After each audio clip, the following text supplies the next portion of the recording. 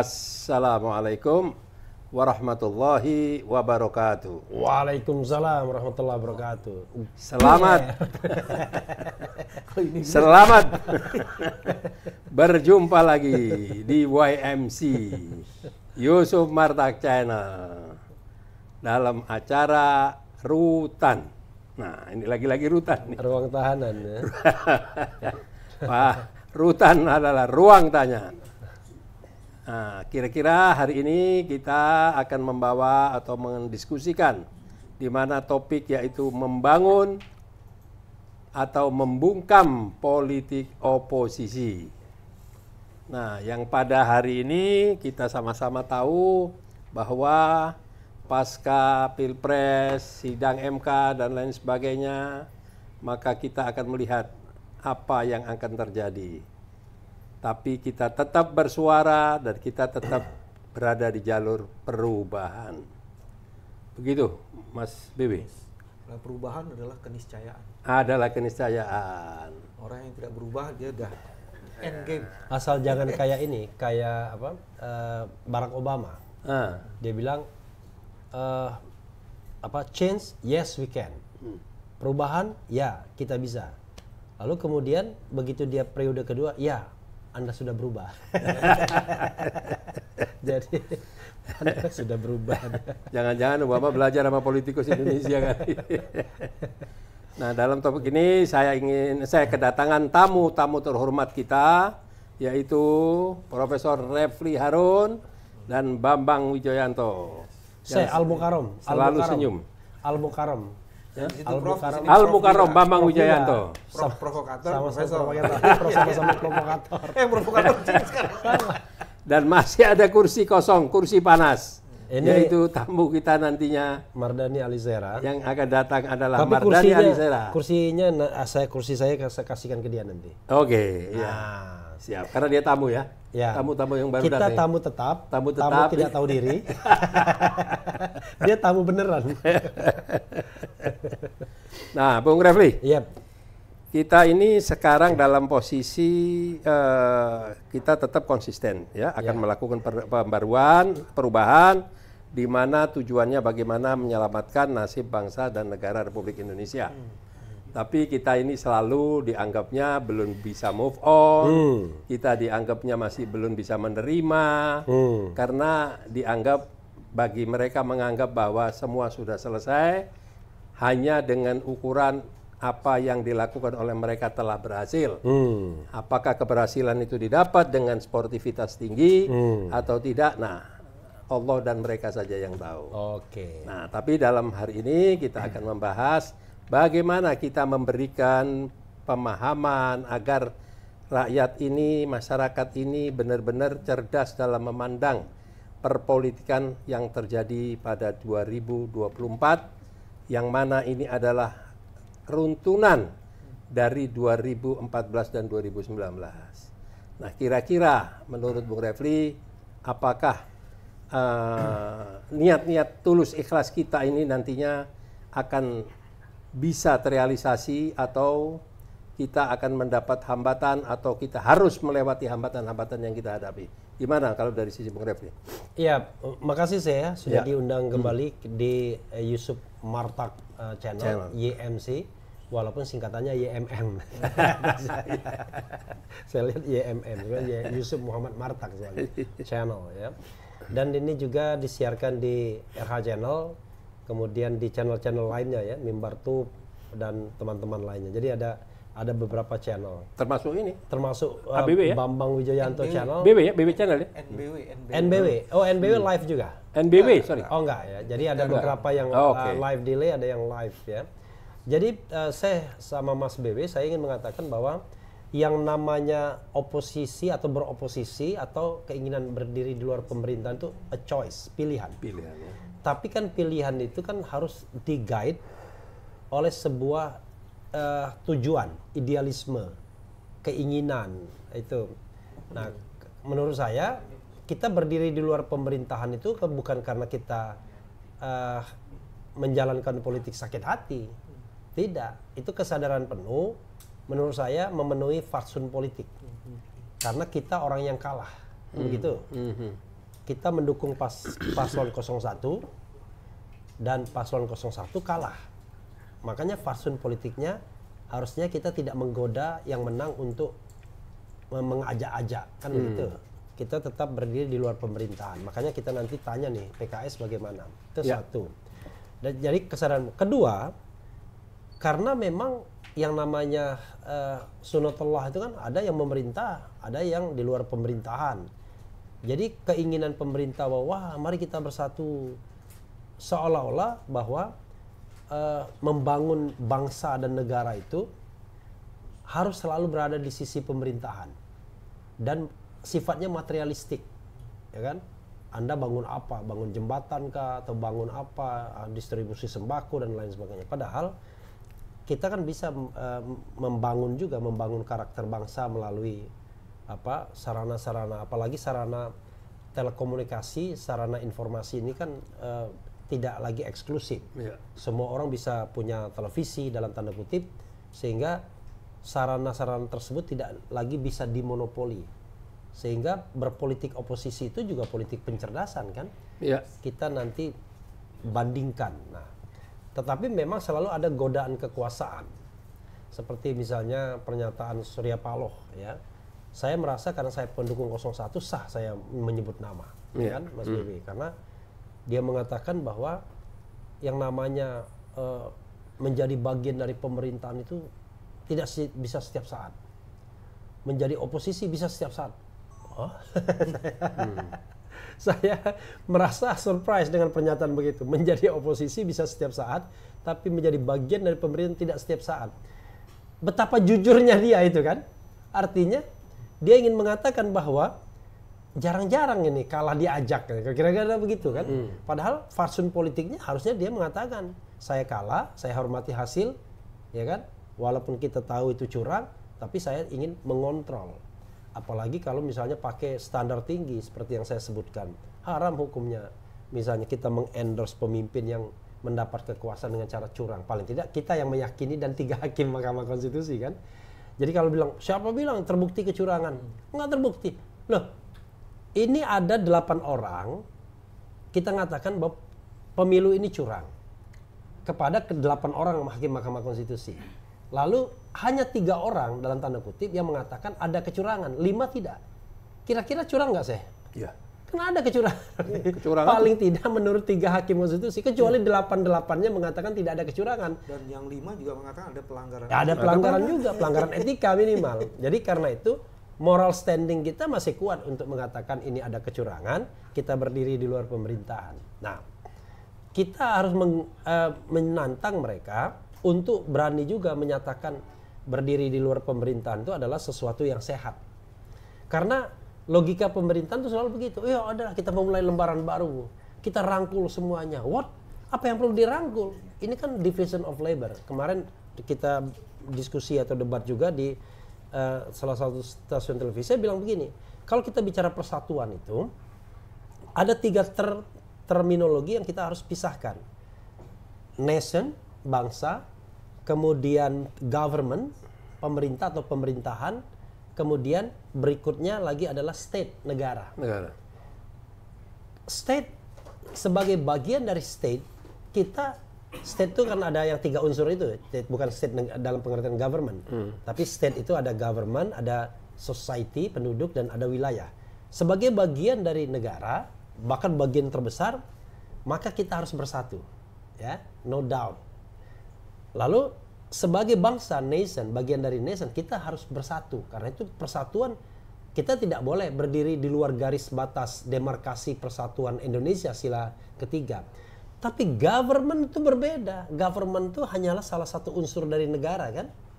Jadi ada government yang memerintah, ada civil society di luar pemerintahan, ada political society, sebagian memerintah, sebagian tidak memerintah.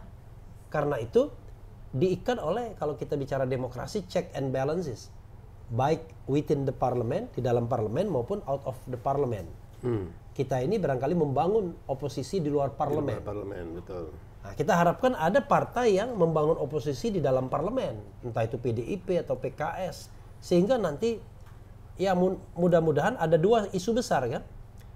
isu pertama adalah membangun peradaban politik yang lebih lebih sesuai dengan sunatullah. Peradaban politik yang makrifat gitu ya, waseh. Kemudian yang kedua adalah melakukan oposisi terhadap tema atau isu tertentu. Kan tidak mungkin juga misal konfigurasi politik itu pasti itu terus kan. Misalnya nanti kita sorongkan presidensial threshold dihilangkan. Kalau seandainya PDIP yang oposisi tidak setuju dengan penghapusan presidensial threshold, berarti kita untuk tema itu kita berseberangan. Jadi ada oposisi yang sifat yang lebih menuju hakikat sunatullah, ada oposisi yang tematik sifatnya. Nah hari ini kita bicara oposisi yang sifatnya sunatullah. Ya. Bahwa kita ingin menjadi bagian dari kebaikan karena kita tidak percaya pemerintah ini pemerintah yang didapat dengan cara yang baik, amanah, maka teori yang paling mungkin adalah saya selalu mengkhawatirkan kalau hulunya kotor, hilirnya susah bersih, walaupun pakai teknologi Israel untuk menawarkan air laut, filterisasi air laut, karena ini filterasi politik yang punya watak. Kalau air kan nggak punya watak gitu. Itu untuk openingnya. Betul. Jadi begini Bung Refli ya, kalau saya melihatnya dari sisi tetap saya konsisten. Konsisten dalam arti kata saya tidak mau kebawa oleh arus bagaimana masalah proses-proses hukum dan lain sebagainya. Karena apa? Kecurangan itu tidak perlu repot-repot mencari ini ada kecurangan atau tidak. Pasti debatable. Kalau katanya jumlah, nanti katanya inilah dan lain sebagainya gitu ya. Tapi pertanyaan, ada nggak kesalahan yang fatal dibuat waktu MK? Ada. Diberikan sanksi hingga diberhentikan dari jabatan. Ya, pelanggaran yang sifatnya etis. Setelah itu di KPU, ketua KPU-nya juga sama. Nah, apakah ini bukan kesalahan, bukan kecurangan yang sudah dipersiapkan? Nah, jadi ini yang harus kita dengungkan terus, konsisten. Jadi ini adalah tahap awal dari semua kecurangan. Karena bagi saya, kegagalan Jokowi memperpanjang 3 periode, lompat kepada tahap kedua ingin diperpanjang 3 tahun, setelah kedua-duanya ini dia gagal, dia kalap, dia menghalalkan segala cara, maka dipaksalah yang namanya paman ini tadi, ipar ini tadi, bagaimana caranya harus mengegulkan putranya. Kalau tidak ada putra Jokowi, ya bagi saya Prabowo tetap produk gagal. Bukan karena 3 kali, Hovifah pun pernah 3 kali gagal, tapi akhirnya berhasil, tapi bukan dengan kecurangan. Tapi ini kan jelas nyata-nyata, cuman ya sudahlah, kita mengharapkan patriotis dari Pak Prabowo, ya rupanya Pak Prabowo lebih mementingkan kemenangan. Nah makanya kita jangan terlalu jauh di mana mencari-cari, karena mereka selalu menyatakan 58%. Dengan 58% berapa sih mau dikurangin atau dan lain sebagainya, toh tidak bisa mengejar. Tapi mereka tidak pernah tahu bahwa ini sudah disetting sejak awal.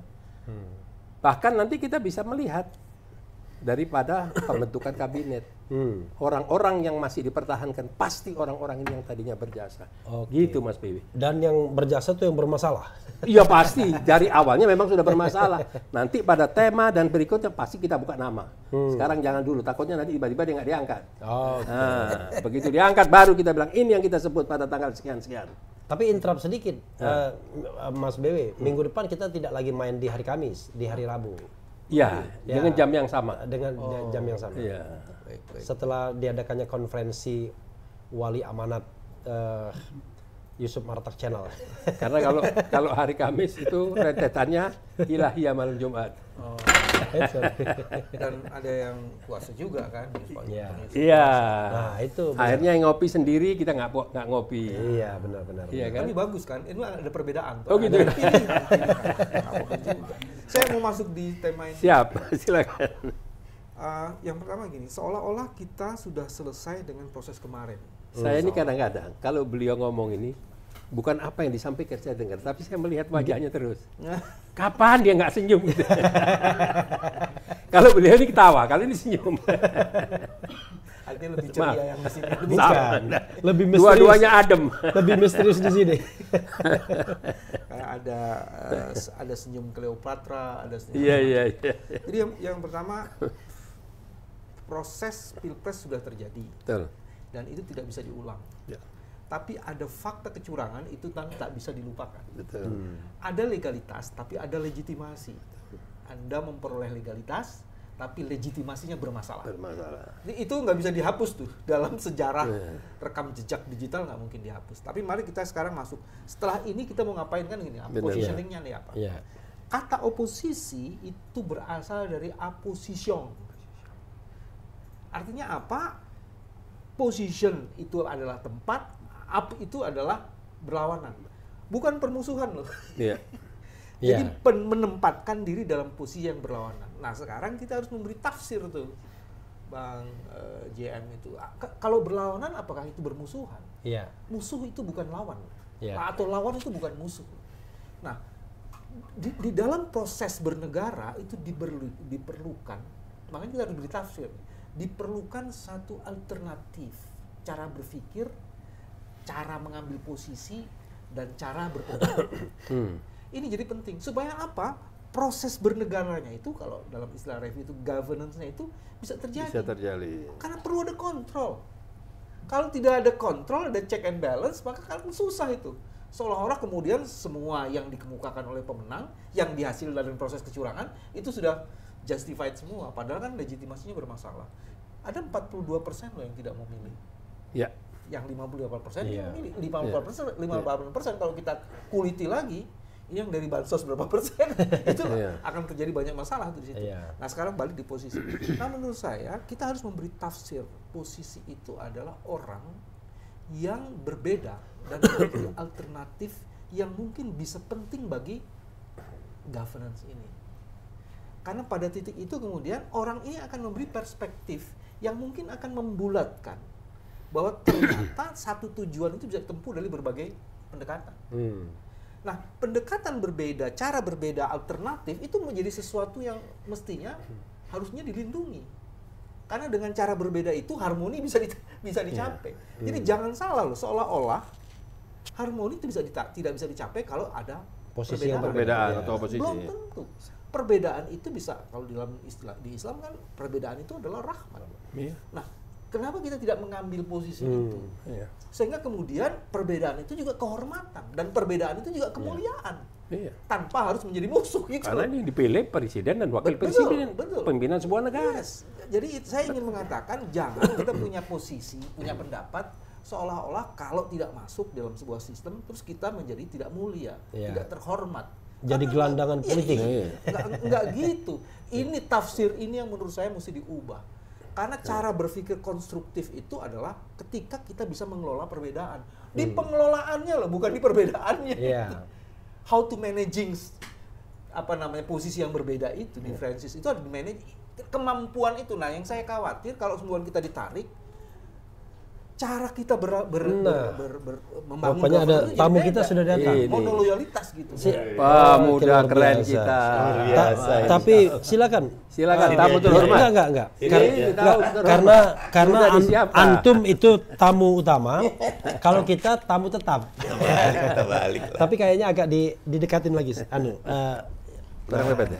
Enggak apa-apa sini. Nah, biar masuk semua, tercover semua. Oke.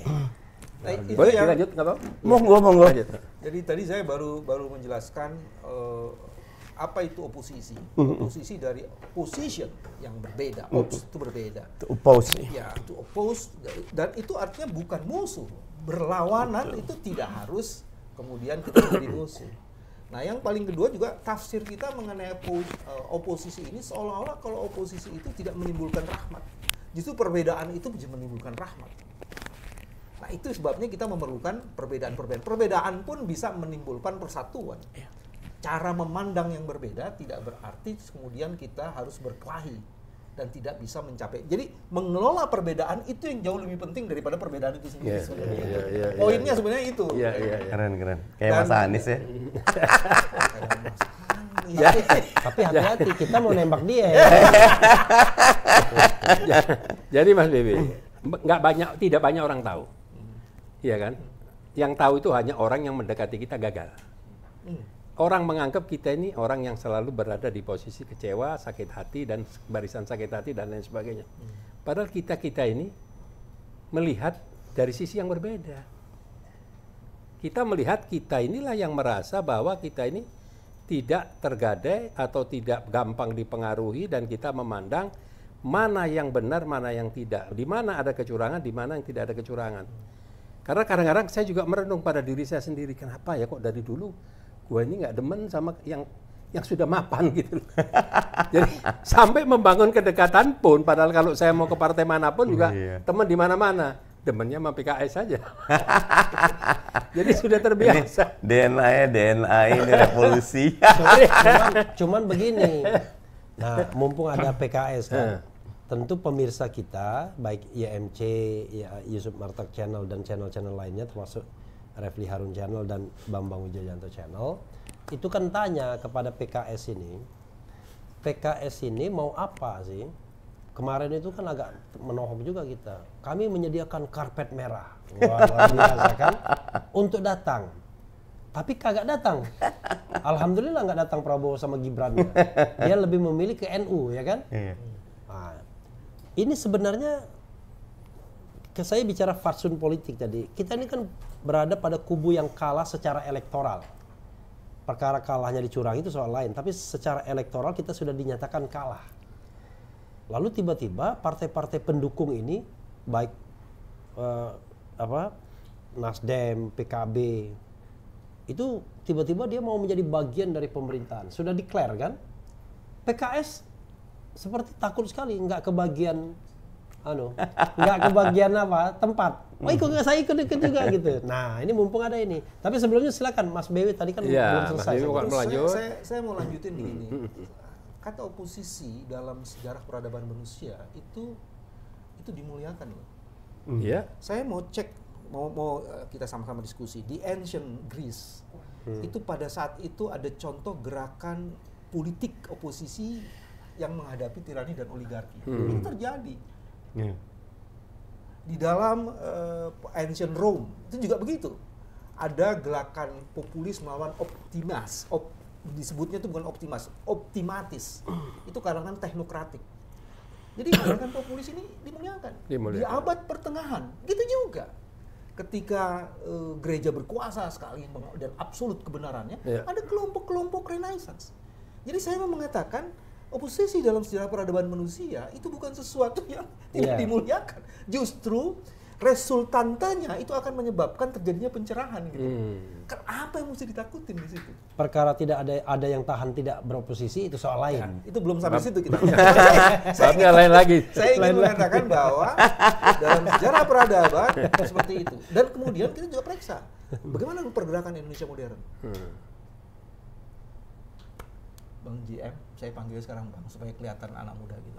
Mari kita periksa sejarah Pangeran Diponegoro. Kira-kira kalau tidak ada seorang Diponegoro, Indonesia masih dijajah Belanda jangan-jangan. Dan Diponegoro itu berangkat karena kolonialismenya itu udah dahsyat luar biasa dan ingin mengintervensi Jogja. Dimulai dari Islam, tapi kemudian dia membangun nasionalisme di situ. Jadi pertemuan antara kalangan religius dan kalangan nasionalis itu terjadi dalam pergerakan Diponegoro. Itu sudah terjadi. Dan berkali-kali itu terjadi. Dia di masa-masa perjuangan. Dan dia tadinya sekitar Jogja, kemudian berkembang di Jawa Tengah dan masuk ke Jawa Timur. Dan 5 tahun pergerakan Diponegoro itu menghancur leburkan kekuatan Belanda yang begitu dahsyat. Ruginya minta ampun dia. Dan saya ingin mengatakan lagi-lagi oposisi kayak begitu itu muncul, tapi justru mengayakan Indonesia dan membuat Indonesia menjadi seperti sekarang ini. Gitu. Tapi saya kagum sekali nih, semangat oposisinya Bang BW ini top. Saya belajar dari sejarah mengatakan begitu gitu loh. Jadi sejarah itu sejarah mengatakan. Jadi peradaban manusia ya Indonesia modern. Kebayangkan kalau nggak ada gerakan mahasiswa, kita masih di bawah pengaruh kekuatan Orde Baru. Jadi dan walaupun sekarang kita balik lagi pada paradoks setelah 26 tahun reformasi yang tadi mertua sekarang menantu. Maksudnya kok bisa ya setelah 26 tahun reformasi ternyata kita berjalan di tempat deh kayak treadmill. Nah mungkin Refli itu yang mesti diperiksa. Ya. Jadi bukan karena oposisi atau tidak oposisi, justru pembalikan itu terjadi ketika tidak ada oposisi dan oposisi dilemahkan. Itu yang terjadi. Dari mertua ke menantu itu terjadi karena tidak adanya oposisi. Iya, dan itu dalam rentang 26 tahun. Kalau misalnya 5 tahun, oke lah masih kuat kan pengaruh mertua kan. Ini setelah 26 tahun. Dan sesudah 3 kali kalah. Iya. Itu kalau mau diperiksa lagi akan menjadi menarik itu. Itu justru perubahan yang tidak menuju kepada perbaikan dan pemuliaan itu di tangan masyarakat sipil. Pemimpinnya kan orang sipil. Berarti apa yang mereka lakukan. Kemerosotan itu justru ketika sipil memimpin. Selama hampir 10 tahun.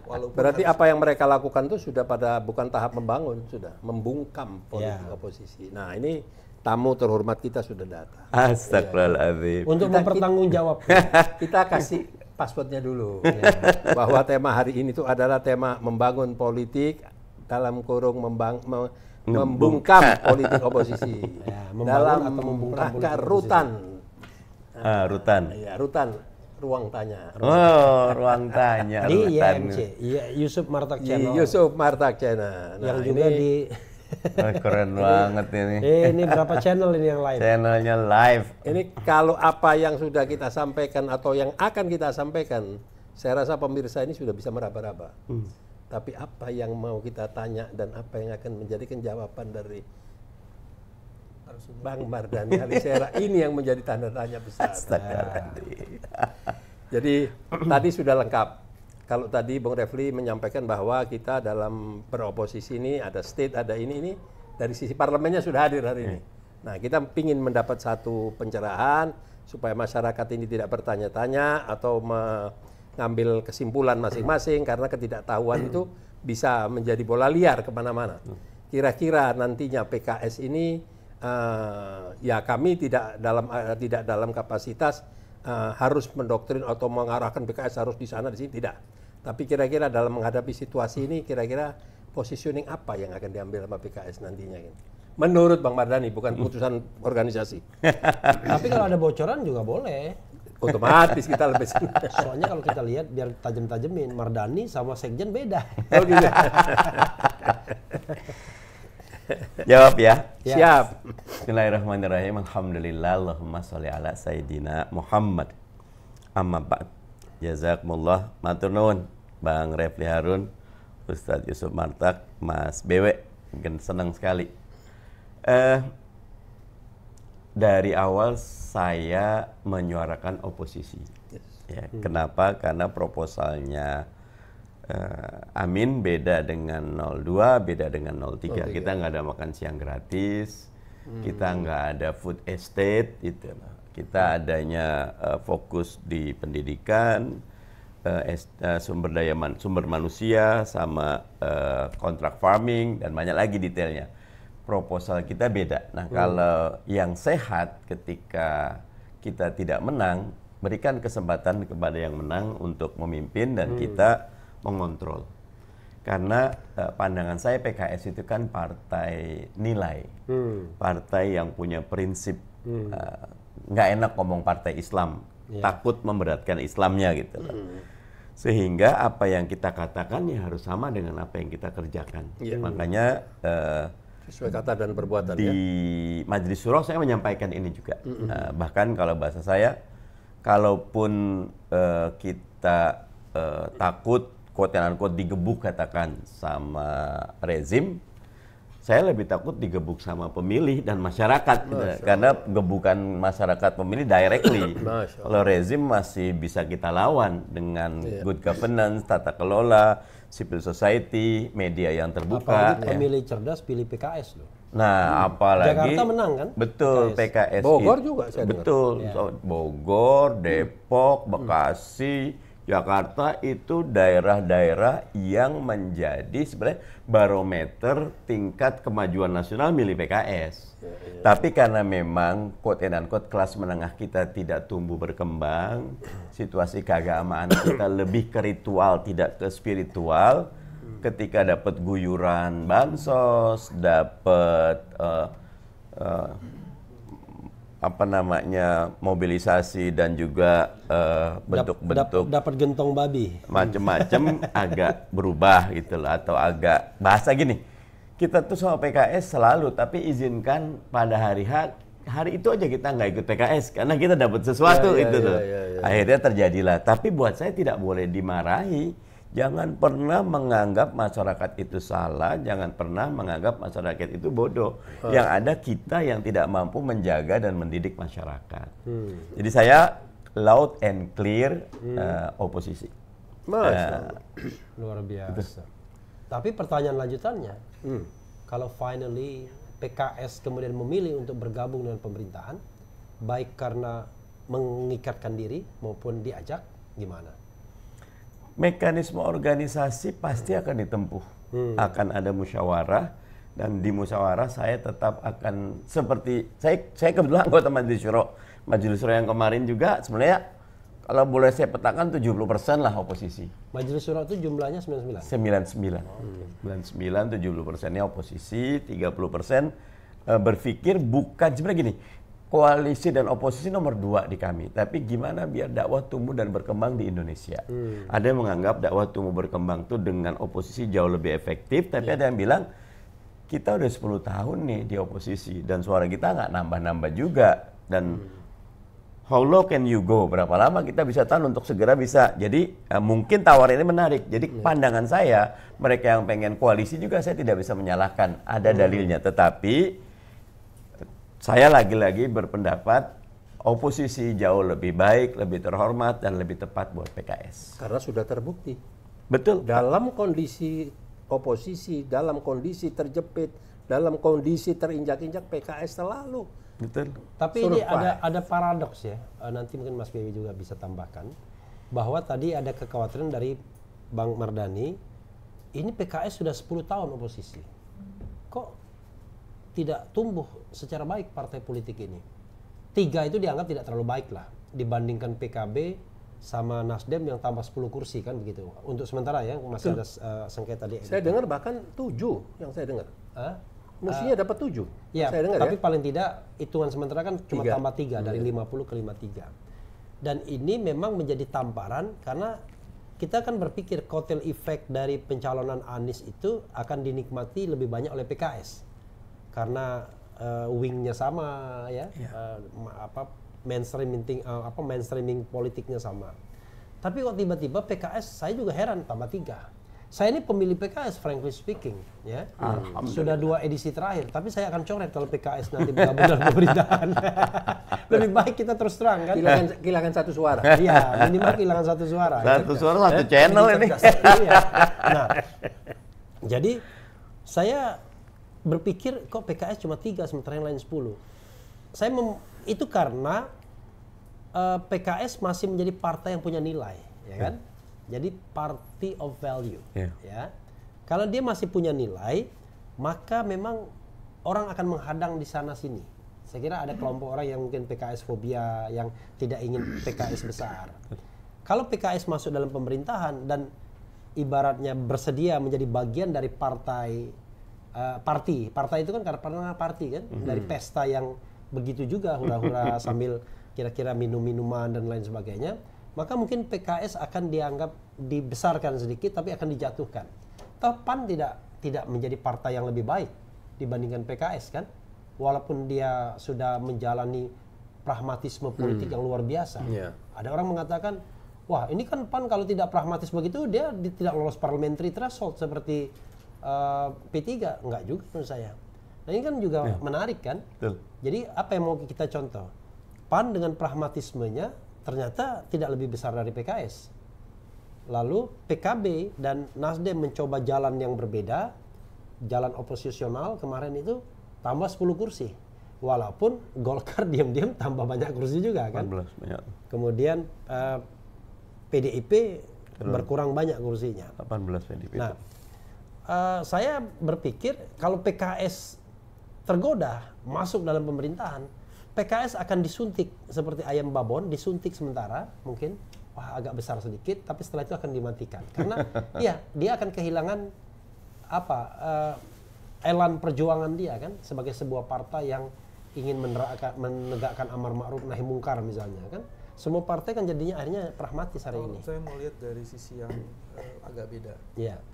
Proses hari ini adalah proses menghukum yang lalu dan mencari formula baru ke depan. Iya. Dari situ ya asumsinya. Kalau tahun lalu the ruling party-nya adalah PDI, maka pelajaran yang sangat berharga untuk teman-teman PDI, belajar konsisten. Apa yang kau janjikan, itu yang di-delivery. Sehingga kalau tuh ada kekurangan, karena ada masalah di situ. Kalau hari ini ada partai yang menikmati kemenangan karena bersifat pragmatisme, artinya pragmatisme kan menjual janji juga, Bos. Yeah. Begitu nanti dia lihat dia nggak, dia akan dihukum sama seperti yang sekarang dihukum. Dan kalau melihat PKS itu kemudian punya intention kecil, tapi kemudian tetap menang, bukankah itu yang memang politik nilai itu kan tidak lalu iya, politik nilai itu dia akan berjalannya itu konstan tapi terus nanjak. Karena PKS mengambil posisi sebagai pelari maraton. Iya, karena politik nilai akan di situ pengkaderan. Kecuali dia pas lari maraton dia melipir. Enggak, bukan. Kalau melipir nggak bisa lagi. Melipir itu naik mobil dulu. Contohnya bukan itu, Rev. Kalau pelari maraton tiba-tiba dia pakai doping. Yang ini pakai doping nih. Bisa menang tapi dibatalkan. Kalau saya melihatnya dari sisi yang berbeda. Dua sisi yang berbeda maksudnya. Ya. Boleh kita. 2024, ya kan, opportunity yang boleh dikatakan tidak maksimal didapat oleh PKS. Tapi 2019, ombak turbulence yang sebesar itu dapat dilalui. Lebih parah. PKS sebelum 50 berapa kursinya?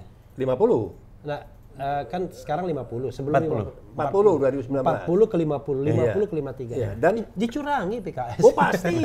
Makanya nanti saya bayangkan jangan-jangan salah ini. Pada intinya yang didapat oleh PKS itu daging barang halalnya. Iya. Yang didapat oleh partai-partai lain mungkin ya tulang barang haramnya. Jadi opportunity yang dimanfaatkan tanpa harus menjadi oportunis. Iya. Itu yang dilakukan. Justru di 2019 itu terjadi turbulens besar-besaran yang istilahnya dampak daripada permasalahan yang internal dibawa keluar. Iya kan? Itu bisa dilewati. Jadi tidak naik lagi 10 kursi. Dan naik 10 kursi. Paling itu berapa kursi? 57. Oh 57 tahun? 2009. Oke, karena pada waktu itu ada soal daging-daging itu ya, turun 40. 57, 40, 50, karena dia tadi 53. party of value. Jadi kalau party of value itu salah sedikit nggak saja, boleh salah sama sekali.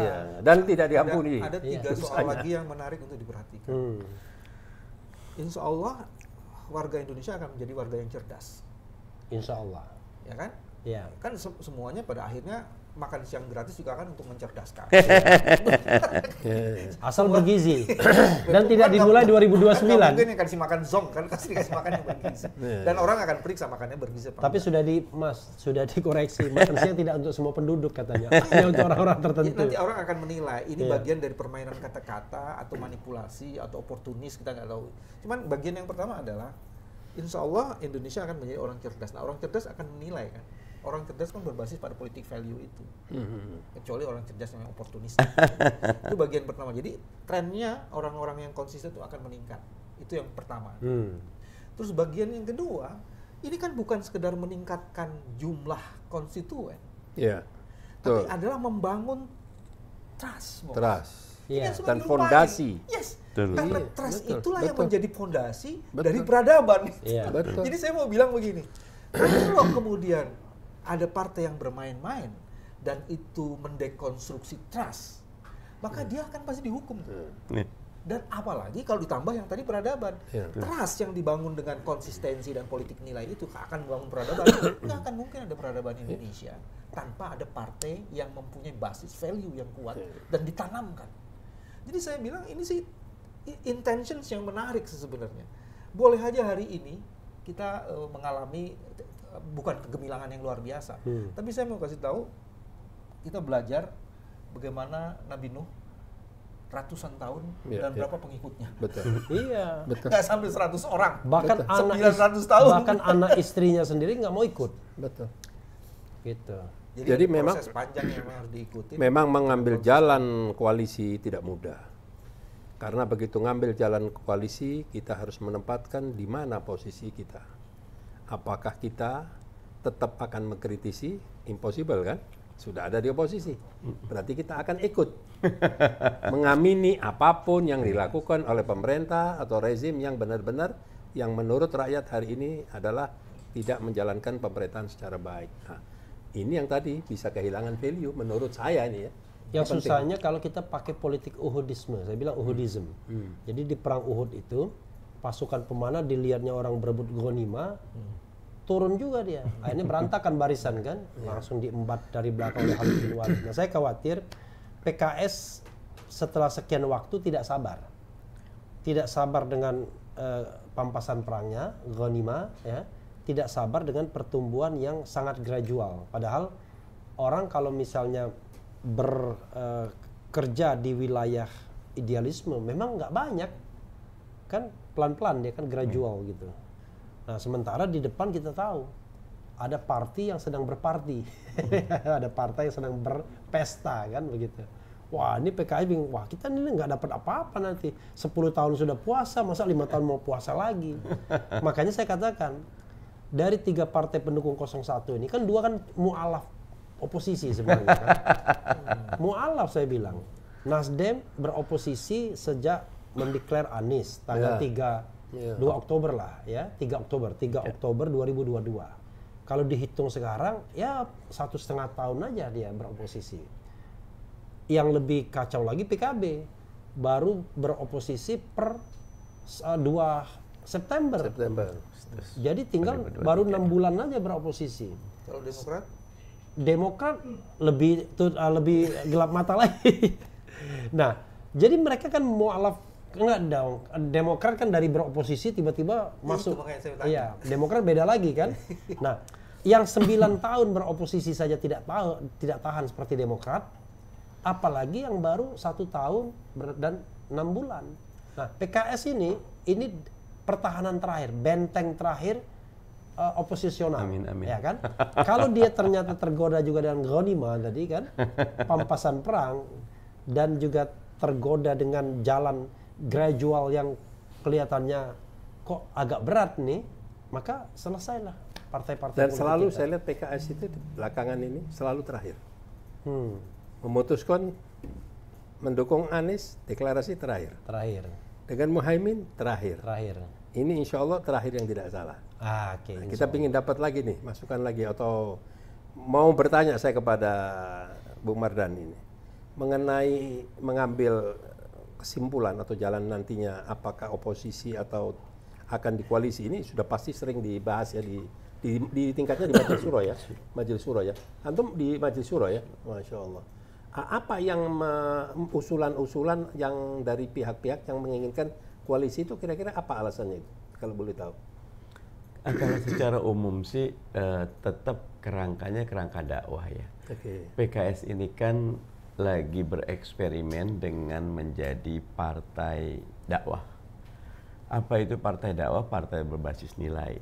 Partai yang ingin mewujudkan wa ma arsalnaka ila rahmatan lil alamin. Dan untuk memberi rahmat bagi seluruh alam itu, dia harus, bahasa sederhana, harus punya mandat sehingga dia bisa mendelivery programnya. Udah kita 10 tahun bersama Pak SBY, berbahagialah kita dengan segala hal bisa memberi mandat. Koalisi 10 tahun di Jokowi juga buat kami bahagia karena kita bisa menjadi pengontrol. Karena satu-satu yang efektif yang sering disebut Pak Jokowi kan tinggal 8% aja nggak setuju ya, 8% itu ya PKS itu loh. IKN kita menolak, Omnibus kita menolak, Omnibus kesehatan kita menolak, hampir sebagian besar kita menjadi penolak gagasan besar pemerintah. Minerba nggak nolak.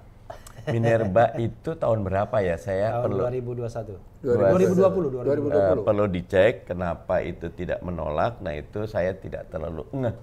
Nah tetapi ala kulli hal memang dasar mereka yang koalisi atau oposisi tetap kerangkanya dakwah.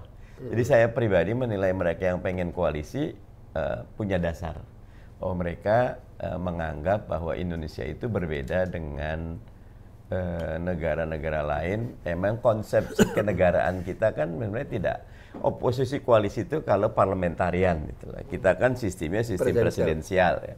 Di mana yang menjadi oposisi itu adalah legislatif. Nah, legislatif itu punya controlling function gitu. Nah, tetapi memang ketika itu masuk kepada top gun legislatif, semuanya nurut lah gitu loh. Kalau bahasa Mas Bambang Pacul, Korea semua gitu loh. Karena gitu tidak loh. individual basis. Iya, jadi tidak kita individual. ngambil posisionalnya tapi tidak individual tidak basis. individual karena ada juga mekanisme PAW. Sekali macam-macam ada ancaman PAW dan lain-lainnya. Nah, ini pandangan saya tetap husnuzon. Mereka yang mau koalisi ada dalilnya, tapi saya pribadi tetap menegaskan justru kalau kita ingin berpegang kepada partai dakwah, apa yang kita ucapkan dengan apa yang kita kerjakan harus selaras. Buat PKS di koalisi atau oposisi dua-duanya mulia kok.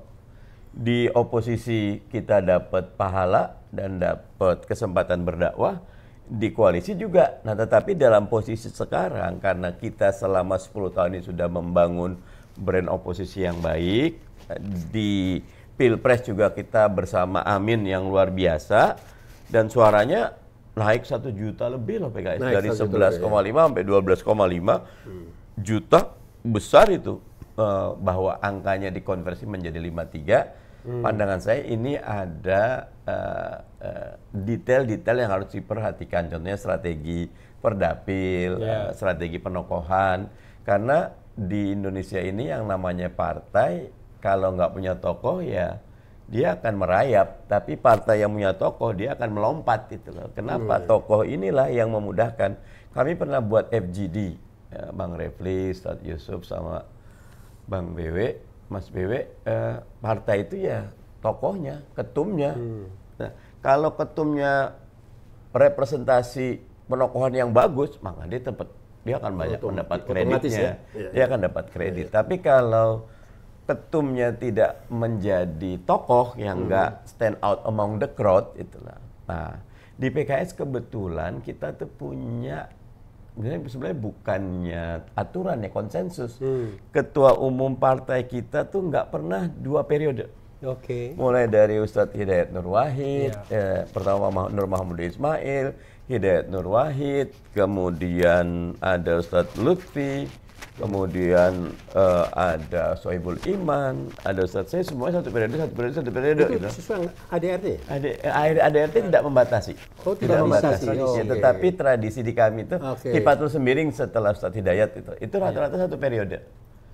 Dan sehingga di politik ini membangun ketokohan, ini Bung Refli Harun udah berapa puluh tahun ini menjadi oposan dengan Ustadz Yusuf, Mas BW, kalau 5 tahun terus hilang peredaran, ya dia start from zero lagi. Nah, saya sedang ngusulin waktu di 2000, kami Majelis Syuro sebelum kan Ustadz Sehu 2020, saya juga anggota Majelis Syuro 2015 sampai 2020. Di akhir 2019 kita mau menjadi 2020, saya bilang, ini Sohibul Iman ini lagi posisi top newsmaker.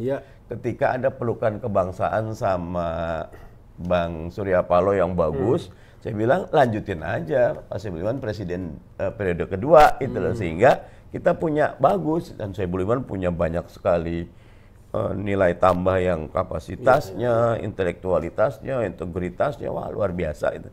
Tapi ternyata Pak Iman juga udah berat 5, udah yang lain. Pak Iman juga nggak mau gitu loh. Oh, itu atas kesadaran ya, bukan karena kalah dalam pemilihan ya? Enggak ada, nggak udah satu. Hebat sekali ya. Udah cukup. Tapi bahkan Ustadz Sehu ketika kepilih itu nangis, jangan saya Ustadz, saya tidak punya track record. Wah, saya yang milih di antara 99 itu ya? Yang 99 itu milik Ketua Majelis Syuro. Nah, Ketua Majelis Syuro nanti memilih, nanti ditawarkan lagi ke MS, ini usulan kita, setuju gitu. Ya, 99 itu memilih Ketua Majelis Syuro. Ketua Majelis Syuro. Lalu Ketua Majelis Syuro memilih presiden. Oh, individual dong berarti. Iya. Formatur tunggal. Tapi kita coba ada diskusinya. Jadi memang partai kader, jadi memang begitu. Yang pertama begini, di dalam sejarah politik Indonesia modern ternyata ada 2 tren yang berkembang. Tren pertama, ada yang ketua partai politiknya melakukan proses demokrasi, dipilih, tapi tidak ada demokratisasi internal. Ini sejak reformasi sampai sekarang ketua partainya itu terus gitu loh. Ada yang mengalami proses itu. Saya tidak menilai jelek atau tidaknya, cuma saya lihat tren. Emang partai apa yang nggak pernah ganti? Ada dong. Banyak. PDIP. Oh, PDIP. Ya gitu sebut dong. Jangan. Ada, tapi PDIP mending. Yang nggak pernah ganti tapi kecil terus tuh PBB. Kalau itu partai kalau itu partai owner itu. Makanya jangan dinilai dari itu. Cuman yang kedua, proses regenerasi yang terus-menerus juga ada. Iya. Itu partai PKS. Bahkan mungkin jadi salah satunya. Kalau yang tadi itu cukup banyak tuh. Ada PKB, ada PDI, ada macam-macam ya. Demokrat juga kan di dinastinya terus kan. Nah, itu tren yang bagian pertama yang cukup menarik itu. Nah, bagian yang kedua adalah teman-teman yang partainya yang kemudian proses internalisasi, demokratisasi di dalamnya itu jalannya satu, apa istilahnya tuh monogami terus menerus dia gitu kan, itu kemudian memang dari satu sisi dia mengalami penokohan, tapi di situ juga ada kerentanan loh. Kerentanan, betul. Tidak terbangun sistem. Sekarang pertanyaan Figuritas. kalau sudah Mbak Mega tidak ada, terus gimana? Tapi kemudian di PKS tidak ada hantaman internal yang luar biasa, dia tidak kekurangan kader gitu loh. Dan setiap kadernya, jadi ini pengkaderannya itu terjadi. Saya setuju. Nah, sekarang bagaimana membangun kombinasi itu, Bang? Pengkaderan itu terjadi, tapi penokohan juga bisa terjadi. Kan artinya perlu desain organisasi yang memungkinkan orang yang tadi sudah berubah itu tetap mempunyai posisi yang memungkinkan dia mengembangkan penokohannya itu kan yang mesti dicari. Karena itu jauh lebih bagus ketimbang begitu selesai ini terus rentan pecah. Saya mau tambahin Mas BW ya. Memang kalau kita lihat ya, kan path-nya itu kan dua. Anda mau tiru cara Golkar PKS atau tiru partai lainnya yang mapan ya, yang P plus P3 ya kan. Nah, kita lihat misalnya partai parliamentary threshold ini memang pemenang itu adalah partai yang kepemimpinannya individual basis. PDIP misalnya yang menang, kemudian Demokrat yang menang. Tapi sebenarnya kita ada contoh juga Golkar misalnya. Cuma bedanya Golkar itu setiap dia pergantian ketua selalu ribut di antara pemegang sahamnya. Kan ada partai yang pemegang saham mayoritas bahkan tunggal, ada partai yang pemegang sahamnya tidak mayoritas. Seperti PKS, seperti Golkar. Bedanya PKS selalu adem dalam hal pergantian kepemimpinannya, tapi tadi tidak memunculkan tokoh yang mentereng sekali. Tapi Golkar sebaliknya selalu ribut, walaupun akhirnya yang menang pasti cukong, kan? Orang yang punya kekuatan finansial dan memang udah awalnya memang sudah besar, seperti misalnya JK menjadi ketua umum, kemudian Abu Rizal Bakri dan lain sebagainya. Tetapi blessing in disguise-nya menurut saya jalan PKS itu nggak salah kok. Justru menurut saya kecelakaan partai-partai itu adalah menjadikan partai politik itu seperti perusahaan keluarga. Menurut saya partai seperti Demokrat itu akhirnya nggak punya masa depan. Kok bisa? Iya, karena bayangan saya tidak mungkin kepemimpinan itu diserahkan ke orang lain kecuali AHY. Iya kan? AHY bayangkan usianya kelahiran tahun 78. Berapa usianya berarti? 40 7 tahun. 46 tahun bayangkan. Kalau standarnya Prabowo dia masih bisa berkuasa selama 20-30 tahun lagi, bayangkan. Nah, karena itu saya membayangkan tidak akan tercipta pemimpin yang bisa mengatasi atau mengalahkan AHY. Udah di lock di situ. Kalau ada pasti akan tersingkir seperti halnya Megawati. Begitu ada Dimyati Hartono, ada Roy B. Janis, ada siapa, Eros Jarot, semuanya tersingkir. Gimana dengan Kaisang? Oke. Kaisang kan PSI. Entah, itu masih kecil kan partainya. Kaisang apa Kaisang? Nah, karena itu menurut saya akhirnya memang partai cenderung pragmatis meniru cara PDIP. Ada tokoh besar, ada orang besar, termasuk Demokrat. Tapi dalam percobaan PDIP itu kenapa bisa berhasil walaupun dia turun sekarang tapi tetap nomor 1? Karena PDIP kan partai lama dan ada ideologinya. Iya kan? Dan sekarang sedang membangun jadi partai kader loh. Iya. Jadi dia ada ideologinya. Demokrat itu tidak ada ideologinya. Betul-betul tergantung performa SBY. Begitu SBY surut dari kekuasaan, tidak lagi punya pengaruh besar, orang lari semua. Bayangkan, dari partai nomor 1 menjadi partai nomor buncit di parlemen sekarang. Nomor buncit loh. Nah sementara PKS menjadi partai yang stabil dengan jenjang pergantian kepemimpinannya, tetapi memang menurut marketing politik kalau tidak ada tokoh yang luar biasa, yang marketable, maka memang partai ini nggak bisa ngerek tinggi, kecuali PKS berani ngambil resiko, yaitu menawarkan jabatan presiden kepada Anies Baswedan, misal, ya kan? Tapi pasti presiden secara PKS maksudnya? Ya, tapi secara internal belum tentu diterima juga, dan kemudian banyak catatan-catatan juga akhirnya setelah kalah. Biasanya kan kalah itu kan banyak catatan, menang nggak ada catatan. Berarti bergeser, bukan partai kader. Iya, maksudnya kan Anies juga kader istimewa. Kader istimewa. Jadi problem beliau ini adalah ketika pakai jenjang pengkaderan, tidak ada tokoh yang moncer. Kan saya katakan tokoh-tokoh di Indonesia kan ada yang lapis atas. Gitu. Ada lagi cara melihat partai yang menurut saya menarik dan tidak dibahas mendalam. Di setiap partai ketika ada perbedaan, sebagiannya mereka keluar. Ya. PDIP contohnya kan? Golkar. Banyak. Golkar. Itu Nasdem itu keluar dari Golkar. Gerindra juga gitu. Iya. Hanura juga. Hanura juga. Jadi cukup banyak tuh. Dan PKP juga dulu. Nah, PKB itu juga kan dari PKPI. Oh, PKPI, ya betul. PKPI. PKB juga dari P3. Iya. Sekarang PKB-nya yang berjaya. Termasuk P3, ya. apa? Ya oke lah, ntar saya lupa tuh. Sementara PDI. Berkarya juga. PDI itu banyak banget. Cuman yang survive itu nggak ada. Nggak ada. Iya. PKS alhamdulillah sudah 1. Cuman masih belum. Enggak nih kalau melihat dari sisi yang lain.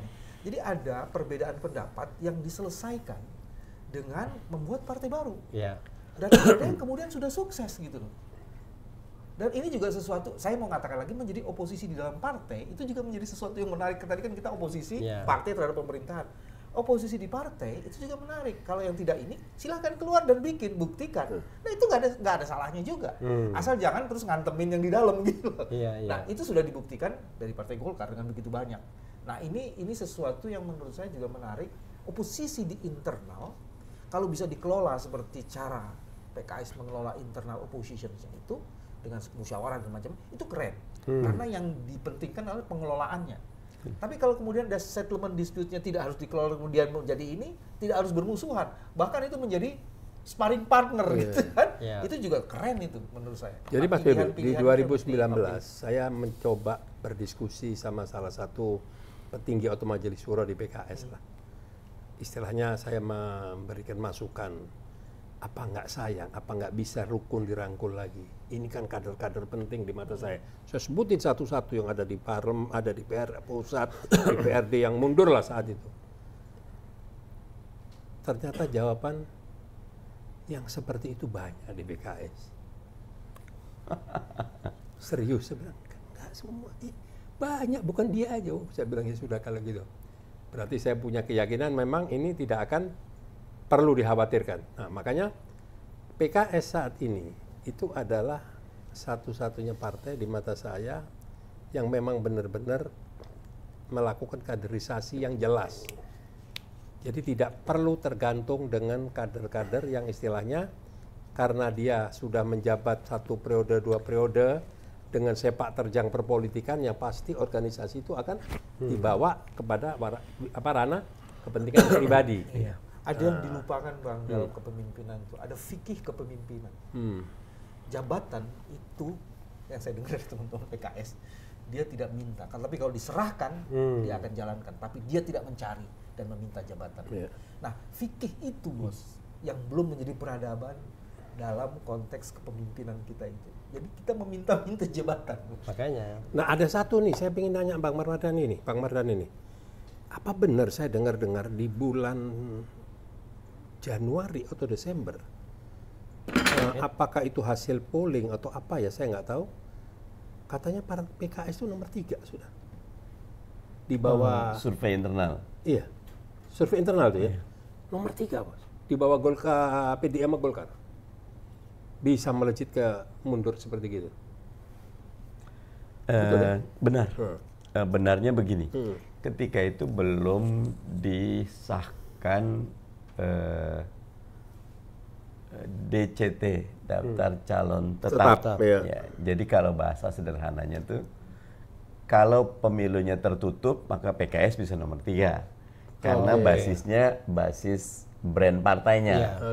Di Indonesia dengan proporsional terbuka, nanti kalau kita zoom, kecuali PDIP, semua partai rata-rata calegnya lebih tinggi nilai suaranya ketimbang partainya. Ya, PDIP 2024 saya nggak tahu nih. Tapi kalau dari awal tuh konsisten brand PDIP itu di atas brand partai.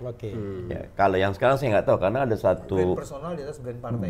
Personal. Kalau di PDIP brand partai di atas personal, yang lain personal di atas partai.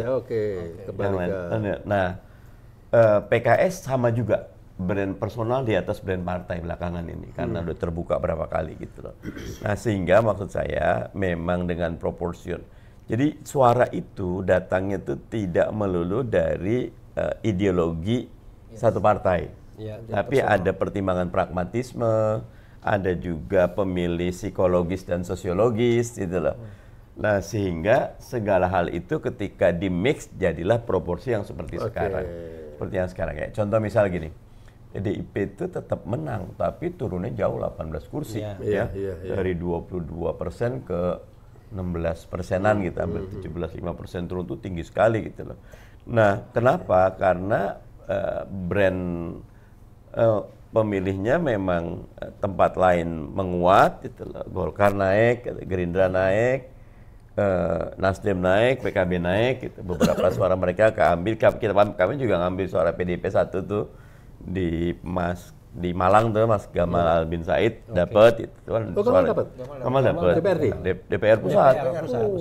Nanti kita nih ada 8 anak muda dan di dalamnya itu ada 2 perempuan. PKS nih dari 53 yang di bawah 40-nya banyak sekarang nih. Ada Gamal, ada Ismail, ada Mbak siapa gitu.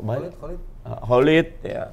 Khalid di bawah 40 juga. Idrus juga di bawah 40 ya. Jadi banyak sekali dan kita bersyukur PKS punya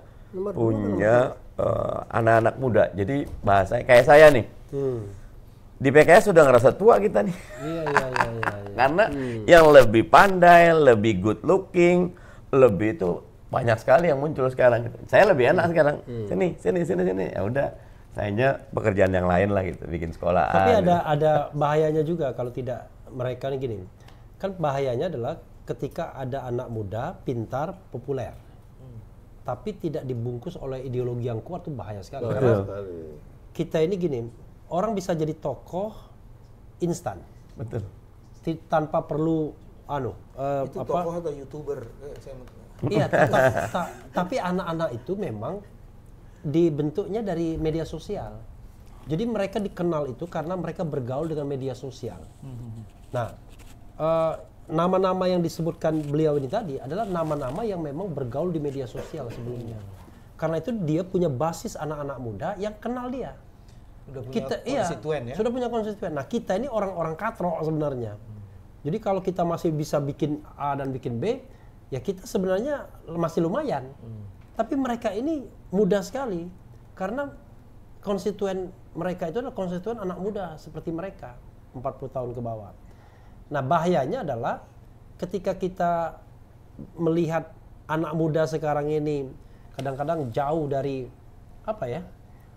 kelemahan kita ini kan biasanya anak-anak muda ini pengen karena dia jalan cepat populer, cepat kaya itu lebih mudah. Shortcutnya. Jadi mereka tuh theoretically tidak memerlukan kerja keras untuk populer, untuk kaya, dan untuk mendapatkan kursi. Itu yang jadi masalah. Tapi kalau dilihat dari fondasinya ya. Ya, kalau di PKS semuanya kader, artinya dia sudah tertarbiyah sejak dulu. Insya Allah bagus, mudah-mudahan sudah bagus, artinya tarbiyahnya bagus, tapi sosial medianya juga bagus, akhirnya populer bagus. Ini yang saya mau bilang, jadi ada anak muda, mungkin bisa kita teliti, Betul. anak muda yang tampil dari anggota dewan itu memang karena di kader, tapi ada juga yang memang bagian dari dinasti. Iya. Kalau Kompas nih 115 yang muda, 87-nya tuh sebenarnya terkait dengan politik dinasti. Kalau nggak anak, menantu ponakan dari tokoh-tokoh yang jadi dari itu ada kabar baik dan berita jeleknya itu. Kabar baiknya adalah ada anak-anak muda yang memang dikader dan bisa menjadi sesuatu. Kabar jeleknya? Kabar jeleknya ada begitu Gibran. banyak anak muda Lebih yang banyak. Gibran. ya salah satunya itu. Lebih banyak justru. Nah, kalau begitu banyak anak saya muda melihat yang kalau fenomena tidak dikader. PKS tidak terlalu mengkhawatirkan. Karena gini, anak muda ikut PKS kan berarti dia pilih jalan terjal. Kan begitu. Tapi kan ada partai-partai yang sangat pragmatis. Misalnya PAN. Kita boleh loh ngomong partai PAN, partai apa, karena mereka kan entitas publik kan, public entity. Jadi seperti PAN yang akhirnya dijalankan dengan cara yang sangat pragmatis. Pertama dia cari ketua umum yang kira-kira bisa dapat duit, ya kan? Untuk I don't know exactly, nggak tahu saya gimana caranya, ya kan? Tapi intinya untuk fundraising, makanya selalu dekat dengan pemerintahan. Yang kedua dia cari orang-orang yang nggak kader, pokoknya orang-orang dikenal aja. Yang dikenal publik lah ya. Artis dan lain sebagainya dimasukkan di situ. Tapi orang yang tidak dikenal bukan berarti tidak bisa jadi kader yang baik. Kenapa? Orang yang tidak dikenal bukan berarti tidak bisa jadi kader yang baik. Kalau kemudian ada kesadaran dari partai itu untuk orang-orang ini dikader setelah itu. Biasanya. Maksud saya gini. Betul. Maksud saya mereka itu shortcutnya begitu. Tapi nanti kan kelihatan yang Bang Refli bilang orang-orang ini baru gabung setahun terakhir. Itu biasanya itu dia kalau yang proses orang tidak dikenal bagus gabung itu jauh-jauh hari justru. Dia mau membangun proses gitu. Nah itu yang harus dihargai. Mau berproses. Tapi nanti ada ujiannya tuh Bang Mardhani. Kita akan lihat nanti dalam 5 tahun terakhir ini orang ini betul-betul bisa menjaga integritasnya atau dia harus masuk rutan seperti yang sekarang ini. Itu bisa kelihatan tuh nanti. Jadi nanti kita akan keluar 5 tahun yang datang. Orang ini ketika bisa menjadi anggota dewan, apakah dia amanah dan menggunakan kompetensinya? Kalau saya agak skeptis gini Mas Bambang. Biasanya kalau orang masuk ke sebuah partai karena ada panggilan ideologis, maka dia jauh lebih punya konsistensi. Tapi kan orang melihat partai itu cuma vehicle aja. Karena saya ingin jadi anggota DPR tuh enak, pendapatannya besar, kemudian privilege-nya luar biasa, ya kan?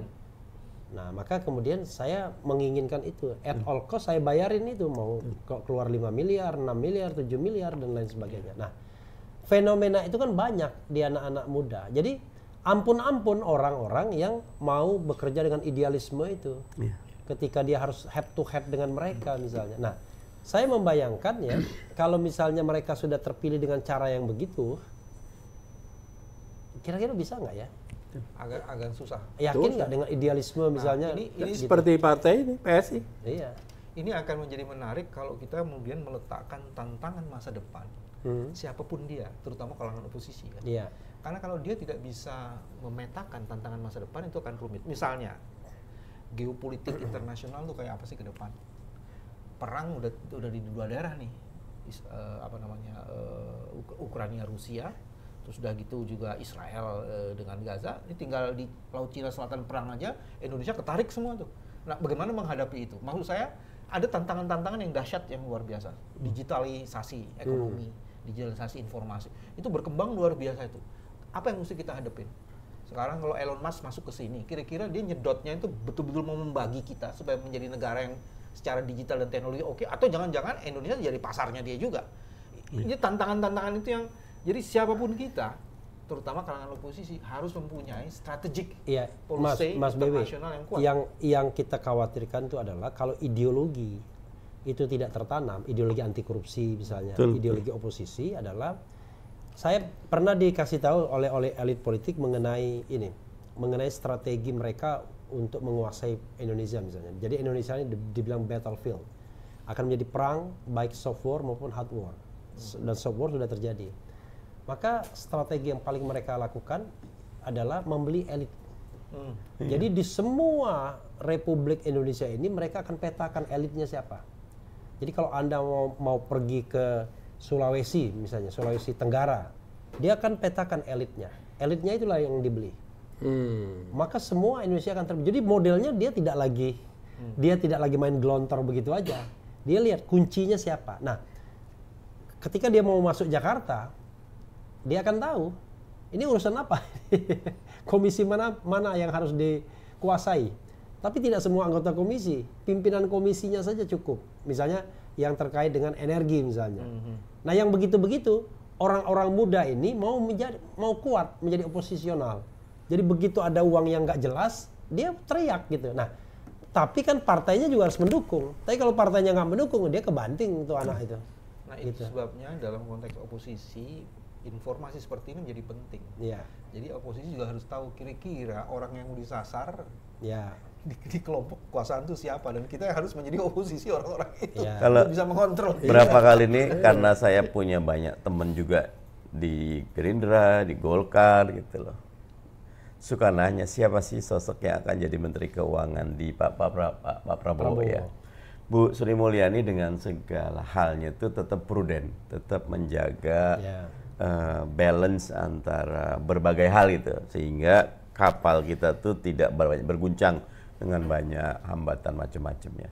Tapi kalau dapat infonya Pak Prabowo ini kan, kalau Jokowi dulu disebut maverick nomor ya, dulu awal-awal jadi koboi gitu. Tapi biasa sih ya, Mas Muhammad Ihsan tuh bilang semua presiden 2 tahun pertama tuh jadi koboi lah, can change the world gitu. Habis itu jadi presiden yang ternyata inflasi begini, ternyata beban hutangnya begini, jadi manusia normal. Tidak seindah yang dipikirkan. Tidak seindah ketika kampanye ternyata banyak masalah gitu loh.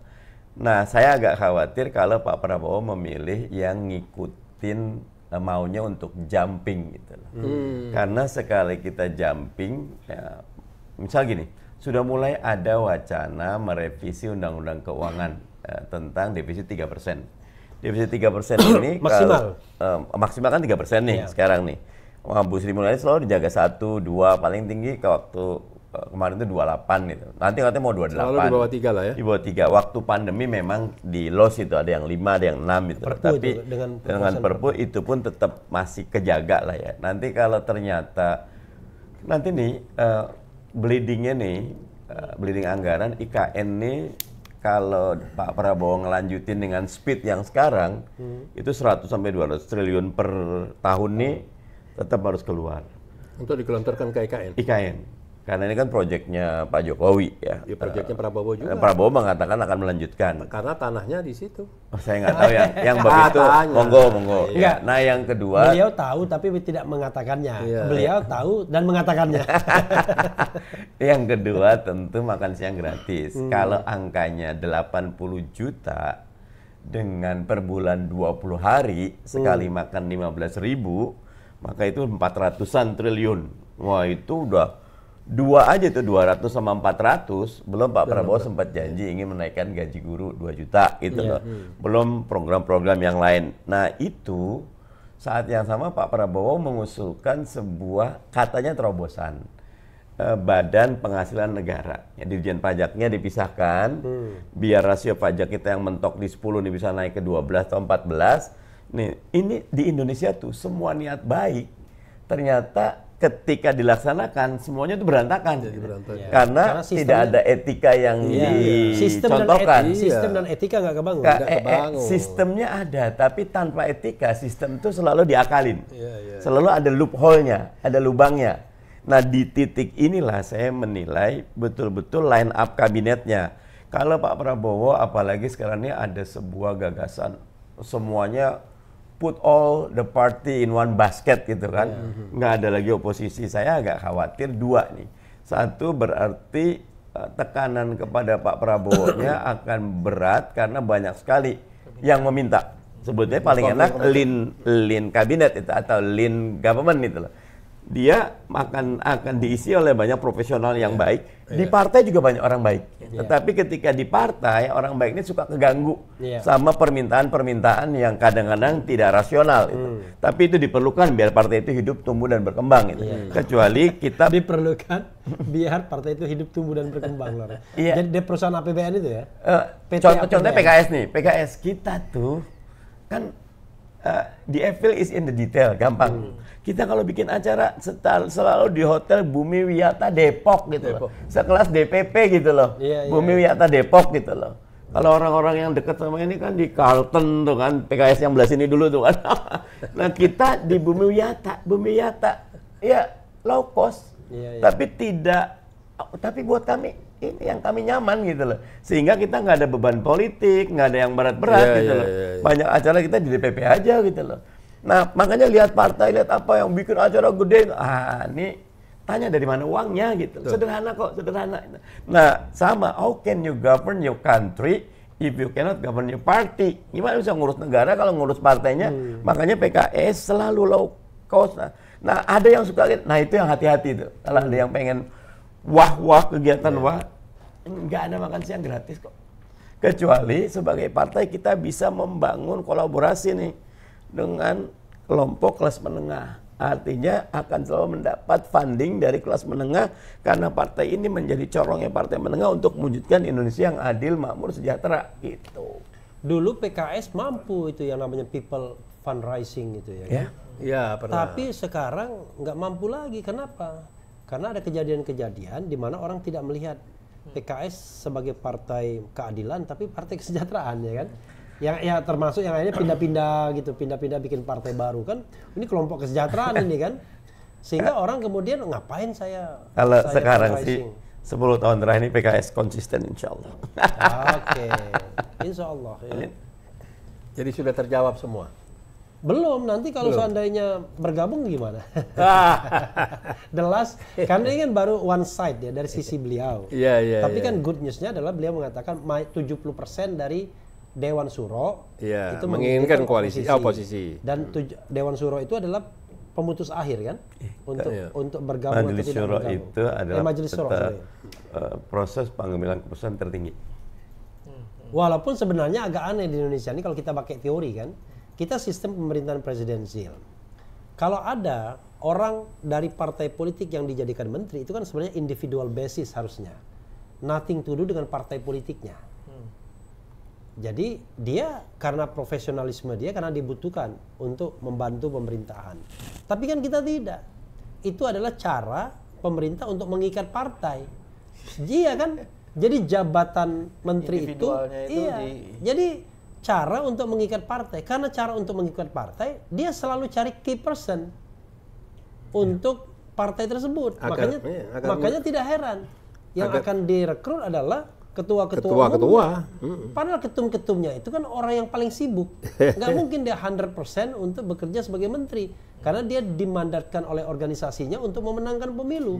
Maka kemudian terjadi, from the beginning saja kita sudah, governance itu udah nggak jalan. Dan itu secara tidak sadar menghancurkan partai. Iya. Tanpa disadari. Ditunjuk sebagai ketua tapi tidak. Jadi tidak ada waktu untuk kontemplasi, untuk ideologisasi, untuk internalisasi, untuk kaderisasi. Makanya akhirnya, semuanya ngambil jalan. Dan akhirnya apa? Fenomenanya ada partai begini. Ini kalau di sini nggak sebut nama. Ada partai yang sangat-sangat pragmatis shortcut, yaitu dia cukup cari ketua umum yang kira-kira bisa cari duit banyak-banyak, di endorse oleh elit sekitarnya yang kebetulan terpilih kembali karena duitnya juga sudah banyak, dan pada musim pemilu cukup cari orang-orang terkenal agar lolos parliamentary threshold. Kan menurut saya kalau sebuah kepemimpinan gagal dia, misalnya ginilah, misalnya harusnya AHY misalnya harusnya kan diberhentikan dia. Kan dia harus bertanggungjawabkan how come Demokrat bukannya naik tapi turun menjadi partai paling kecil di parlemen. Diberhentikan setelah gagal ini ya? Iya dong, kalau kita mau ada reward. Tapi kan dia berhasil. Berhasil gimana? Dia jadi menteri. Dia naik. Oh dianya. tapi partainya menjadi partai yang terkecil. Kan begitu. Jadi ini kan menunjukkan bahwa dia gagal. Bahkan menurut saya 2 kali sudah gagalnya. Dibandingkan misalnya 2009, 2014. 2014 agak turun banyak, tetapi saya kira 2019 dia lebih kecil ya dibandingkan 2014. 2024 turun lagi.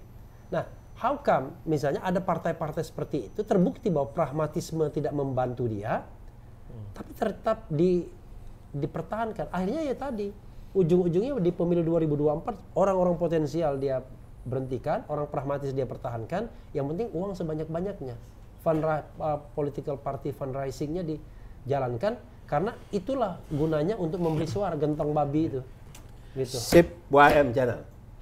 Sekarang kita minta closing statement dari Mas Bambang Wijayanto. Dari semua perbincangan tadi sebenarnya kehebatan Indonesia ini tergantung dari kehebatan partainya. Kehebatan partai itu tergantung dari value yang ingin dibangun oleh partai itu. Dan dari situ kemudian partai kader membangun integritas itu menjadi sesuatu yang sangat penting. Bagian pertama itu. Bagian yang kedua, dalam mengaktualisasikan partai, maka menjadi oposisi itu juga terhormat dan bisa dimuliakan. Karena oposisi itu bukan musuh, tapi dia menjadi alternatif yang memproduksi berbagai gagasan yang maka bisa menyempurnakan. Sehingga kemudian yang diperlukan adalah mampu mengelola perbedaan-perbedaan itu. Dan yang ketiga sebenarnya ada tantangan masa depan yang bisa tetap dimainkan oleh partai yang mau beroposisi, yang justru bisa meningkatkan jumlah konstituennya dan juga kehormatan dan kemuliaan. Seperti PDI sama PKS. Siapapun partai itu. Tapi kalau PDI begitu koalisi, PDI semuanya berantakan. Iya, PDI itu kan sebenarnya sekarang sedang menuju kepada partai kader kan. Dia pendidikan kadernya luar biasa. Nah kalau kemudian dia salah memilih, konstituennya membaca bahwa ini sesuatu yang tidak pantas lagi untuk dipercaya, habis dia. Sip. Terima kasih Mas Bebe. Bung Refli, silakan. Iya, jadi kalau saya ya, yang namanya partai politik itu harus kembali kepada niat awal mendirikan atau bergabung dengan partai politik itu, agar kemudian partai politik ini menjadi jalan yang noble, jalan yang terhormat, yang mulia. Nah, kita melihat bahwa partai politik tidak menjadi jalan yang mulia sehingga orang nggak mau bergabung dengan partai politik. Kalaupun mau bergabung dengan partai politik, itu pragmatis banget, bercita-cita ingin mendapatkan jabatan-jabatan publiknya, karena memang diajarkannya begitu. Kalau Anda mau mendapatkan cepat jabatan publik di dalam sisi apapun, maka Anda harus bergabung dengan partai politik. Karena itu anak-anak muda yang mau bergabung dengan partai politik itu dari awal sudah sudah dirayu dengan pragmatisme itu, shortcut. Nah, saya tidak tahu apakah partai seperti PKS mampu meneguhkan kembali arahnya bahwa ini adalah partai dakwah, ini adalah partai perjuangan, bukan partai yang mencari penghidupan orang-orang yang kemudian merasakan bahwa wah, jadi aktivis partai itu enak. Agar konsisten, sesuai jalan menuju perubahan. Ya, perubahan. Jangan dianggap begitu itu gagal terus nggak jadi. Nggak jadi. Menuju perubahan seperti Nasdem sama PKB. Iya, jangan sampai kontrak farming berubah menjadi food estate. Keren. Banyak hal yang ingin kita share, tapi menurut saya nanti ada banyak kesempatan. Insya Allah di lain kesempatan. Sekarang Bung Mardhani Alisera, saya minta closing statement yang paling menarik. Jangan lelah terus berjuang, tapi juga harus cerdas. Jadilah oposisi, tapi pastikan 2029 menang pemilu. Dan ada yang jadi Presiden Republik Indonesia. Karena pandangan saya, posisi Pak Jokowi itu sekarang tuh very super power, gitu, mengalahkan partai-partai yang lain. Bayangkan kalau kita punya presiden yang cerdas, yang berintegritas, yang baik, maka Indonesia akan betul-betul lebih dekat menjadi negeri yang baldatun. Jadi kecerdasan lebih diutamakan daripada yang super power ya. Apalagi keculasan. Apalagi keculasan, kecurangan dan pembohongan. Itu harus dilawan itu. Terima kasih Bung Refli, Bung Mardhani Alisera, Mas Bebe, dan seluruh pemirsa. Insya Allah kita bisa bertemu lagi di hari Rabu pekan depan pada jam yang sama, yaitu jam 16. Insya Allah kita akan membahas dan akan ikut mengawal jalur perubahan. Wassalamualaikum warahmatullahi wabarakatuh. Waalaikumsalam warahmatullahi wabarakatuh. Keren, cadas.